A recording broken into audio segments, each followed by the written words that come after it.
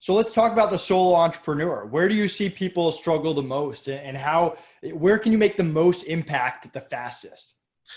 So it's interesting. There was a study, I believe it was by Carnegie Mellon. It came out 2 years ago, and it really specifically studied entrepreneurs who are using the internet. And it said that now, typically in entrepreneurship, 8 out of 10 businesses fail. On the internet, it was 96%. So almost 100%, like almost everybody in some way is not doing what they wanted to do, or we're not doing their dream on the internet. And when that survey said that the number one reason that people checked a box and said, this is why I'm failing, wasn't money. It wasn't they didn't have skills. It wasn't the typical things. It was the word overwhelm. And overwhelm specifically means you know what to do. You've read the books. You know the nomenclature. You just don't know what to do in what order.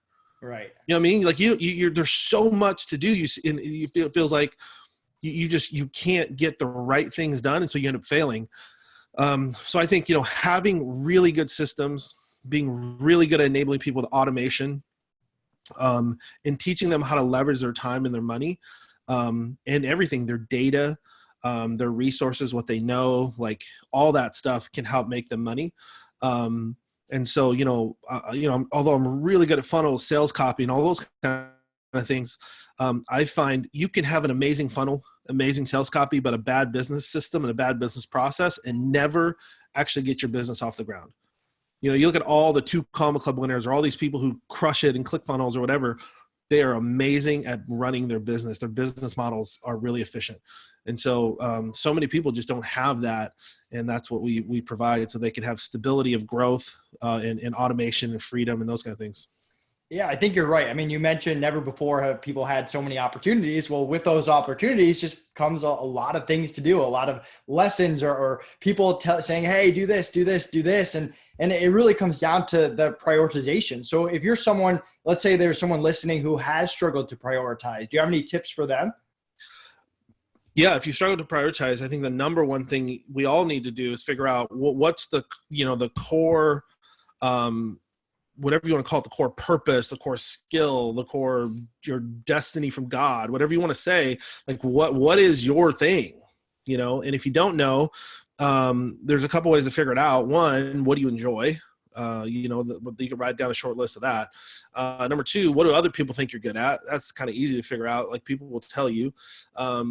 And another good way is like, what can you do to make money? And not that the world's about money, but money will open up a lot of doors and get you places and help you. If you want to build wells over in third world countries, money is how you do it. You know what I mean? Right. You can't do it with just talking about it. So I think, kind of figuring out what you're good at, and then figuring out, how do I spend 80% of my time doing what I'm good at? That's the key, is like, and that's tough when people don't have money, they don't know how to outsource or whatever. But once again, capabilities are there more than ever before. So you can hire people. Like for me, I have, we on any given year, we're going to do somewhere around $1 million. Our goal is really about a net profit margin of over 80%.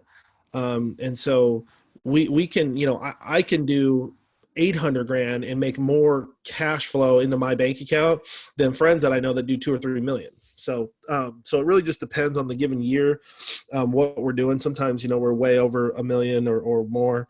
But for me, it's about cash flow and about leveraging that cash flow. And one of the really cool things is, I really have 2 employees. So kind of, they're contractors, but I have 2 main people who are involved in my business. And then on any given month, we're going to pay between 6 and 11 people that are contractors. Depends on what we're doing. So we could scale that back on months. We could, maybe we're doing a little bit more, but those capabilities were never there before. I mean, for a company my size to be able to do that, we would need an office and, all these things. And now with technology, and communications the way they are, is unbelievable, what's possible. I promise you will never hit $1 million unless you hit 10K a month. There's no mathematical way to do it, right? So right. Let's not even talk about $1 million. That's why I tell them, like, let's get to 10K, right? Let's figure that out. Once you get there, then it's about duplication of processes, eliminating. It's real